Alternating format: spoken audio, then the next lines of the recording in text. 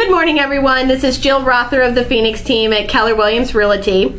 Today, we're going to go ahead and talk about, again, one of the biggest topics that I get and the most frequently asked question is about credit. So my special guest today is Harold Perkins of the Mortgage Advantage. Hello. He is a mortgage specialist, and what we're going to talk about is people want to know that if they ever have to go through some type of distressed sale, like a short sale or a foreclosure, how fast can they go ahead and get their credit back on track? And Harold's going to share with us today about what he has seen. What are some of the best things you can do in order to, maybe some secrets that you can do in order to make sure you can get back on track and you can buy that home a few years down the road. But it all starts from the day that you either close on the short sale or the day after you foreclose on a property. So Harold, go ahead and talk with us a little bit about what people can do on their credit. Okay, awesome. I'm happy to. Good morning, everyone. So it's not going to be a secret anymore after we're done, because I'm about to tell you everything you need. Basically, when we're looking at credit, and let's start with foreclosures. Okay. If you had a foreclosure and so the house is gone, and then maybe you'd also file bankruptcy, and let's assume that we're starting from scratch. Okay. Starting from scratch. Number one, in your rental, make sure that you have your rental property, your name is on the lease, because we want to reestablish a housing history. Okay. The payments on it. Make sure that you always pay by check. That way we have a paper trail and you can prove that you've been making the rental payments on time. And especially if it's a husband and wife or it's a couple of any kind that's going to be on the rental, we want make sure both people are on the rental agreement. Make sure both people, there's a trail for both people making the payments on it. Now, in a husband and wife situation, if it's one comes out of one account or another, it doesn't matter as long as both of you are on the lease. So in that situation, we always want to make sure we can paper trail everything you're making as far as payments. It's not uncommon that you might, if your landlord is a family member, it's not uncommon that you might have paid cash for your rent. Don't do that. Always make sure there's a paper trail. We cannot paper trail cash. We cannot prove where the cash went. And so that's the number one thing. So don't pay with cash. And I think this is, wouldn't you agree, Harold, this is probably one of the maybe a step that's missed, because sometimes people just don't think it's important to have one person's name on or off the lease because they just, so-and-so is just going to go ahead and rent it. But you're saying it's vital that both people are on the lease.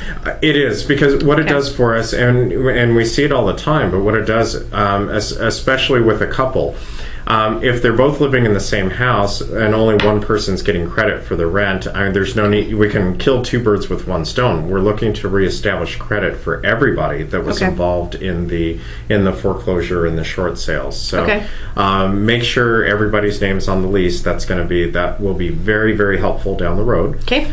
Never pay with cash. We said that. That's we always have to make sure. And in the case of bankruptcy, or if we're starting over as far as credit, the very first thing to do, the very first day after the foreclosure, after the bankruptcy, is you got to get a credit card.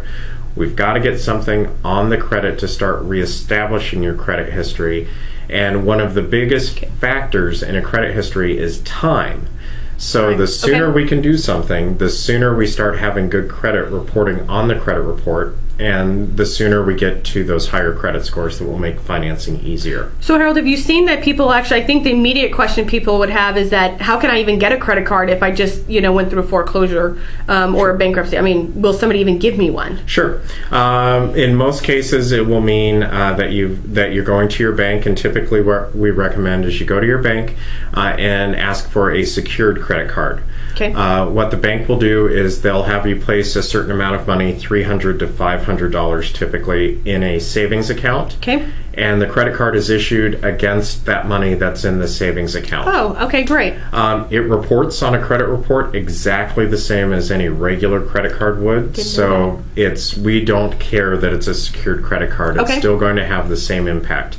After a certain amount of time that your bank will determine, when they feel that you're using the credit card properly and that you're no longer a credit risk, they will actually they'll release the money. Okay. And then it converts into an unsecured card. Okay. The other option is there certainly are credit card companies that are higher risk type credit card companies, so they'll have a higher interest rate, higher fees associated with it. Okay. All in all, we still don't recommend against this. Now, what we do recommend is that you don't keep balances on these credit cards. If you Right. use it, pay it off so that you're not paying a very high. We don't want the interest rate. cycle. Right. Keep going. Exactly. But even with the higher fees and the higher interest rate, it's worth it because what you're Absolutely. getting in return is reestablished credit, and that's what you're going to need in order to qualify for the better credit cards and for purchasing a new home. Right, so you're going to have to be willing to take some of those hits up front. Like I said, you're not going to be, the purpose is not to rack up debt again. It's definitely to make sure that you either have very small purchases, but it's just to be able to get someone to give you one and then start establishing some type of credit. Yeah, That's pretty exactly much right. what we're looking at. Okay, so I think the most important thing is that we get the credit question all the time, and that it's not something to absolutely clam up in fear that if I go through a foreclosure or a short sale on my home because of my distressed situation, that I'm never going to be able to recover. Everybody has a chance to recover, right, Harold? Yeah, that's absolutely right. And the one thing that I've always seen is that even if you had the absolute worst credit, most horrible credit that anybody ever saw in the world, credit so bad that I wouldn't even give you a quarter to go use a payphone Right. to make a phone call, even after 2 years, you can be fine. Right. Really, the longest, even with the worst credit, it's it as quickly as 2 years, you can repair anything. Fantastic. Well, I think everybody should hopefully know that nothing lasts forever, and even your entire credit report can get turned over in 10 years. So everybody will always have a fresh new beginning. So we just want to be able to be upfront about what's going on with our credit and see how we can fix everything from day one. Don't just wait 5 years from now and then go get the answers that you need from Harold, because it may be where you're going to have to wait a few more years because you didn't get the information that was correct, right? We want Right. correct information right up front. So Harold, thank you very much for joining me this morning. Thank you. I really appreciate it. And we'll have Harold back again as a special guest because he's full of great information. But I'm Jill Rother, the Short Sale Superstar, and we will see you next time. Thanks.